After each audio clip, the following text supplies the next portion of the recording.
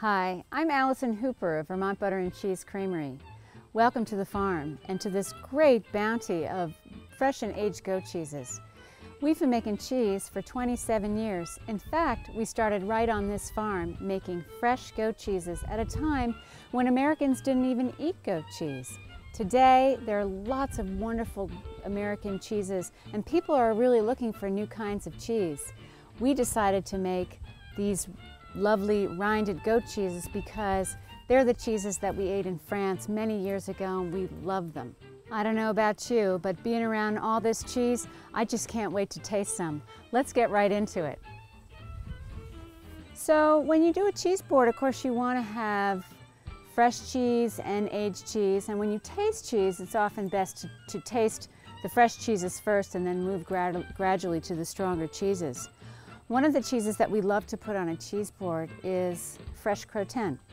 This is a small goat cheese, and we've actually added some geotrichum and yeast to the milk when we made the cheese to give it some softness and mellow it as it ages a little bit.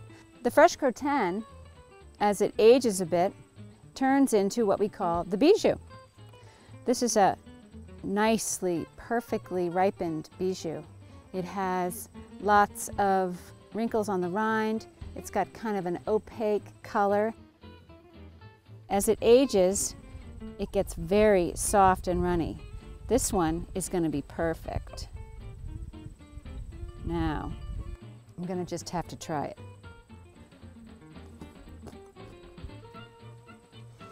It has a wonderful sort of sweetness. It has a little bit of yeast flavor to it. And while the cheese is very aromatic, and you might think, oh, that smells very strong, when you put it in your mouth, it mellows out and it cleans up immediately. And it's a great cheese to have with lots of different kinds of food. Moving along here, we have the Coupole. This Coupole is a little bit fresh. It's just come out of the aging room. It has, again, its nice wrinkled rind, and that's been perfectly ripened. I would recommend always to go for a rind that's nice and wrinkled. And you see with this that it's gotten very soft under the rind and again, nice and runny.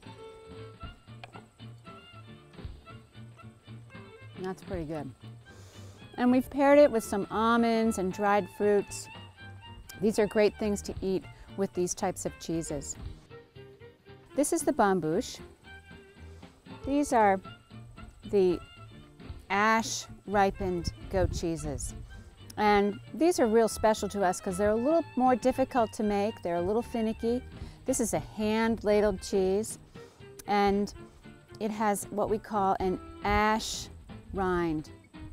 So when the cheese is fresh, we sprinkle the cheese with a salt and ash mixture. The ash comes from poplar, and the ash is alkaline. It kind of neutralizes the surface, the pH of the surface of the cheese, and it really helps the rind grow.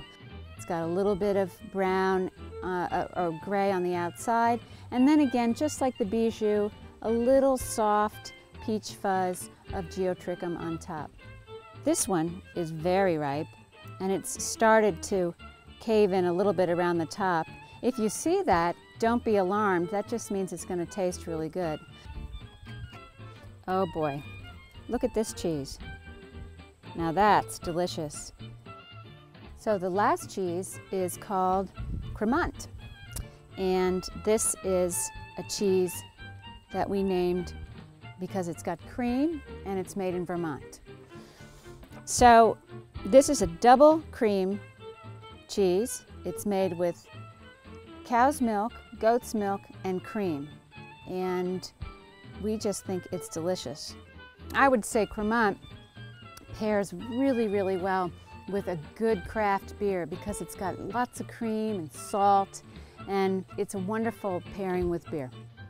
Thank you so much for having joined me to taste all these great cheeses.